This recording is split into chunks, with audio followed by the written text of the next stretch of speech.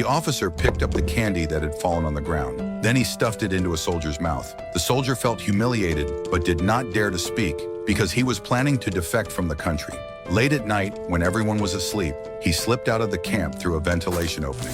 Then he crawled into a pre-dug tunnel and quietly crossed the fence, finally reaching the minefield. He then used a stick to mark the location of each landmine and drew a map to avoid them. Looking at the border, his eyes were filled with hope. But then a landmine exploded.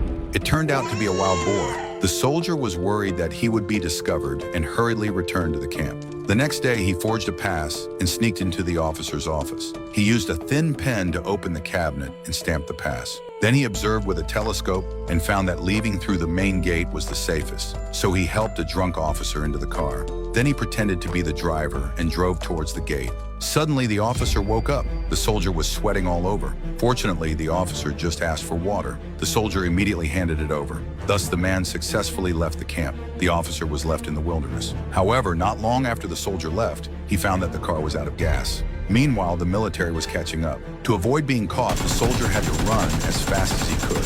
Then he jumped into a river and successfully escaped.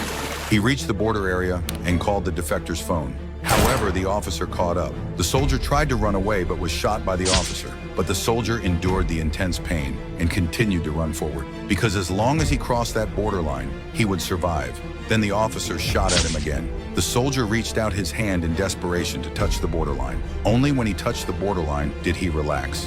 At that moment, several border soldiers came over with guns. The officer silently looked at the soldier and finally left.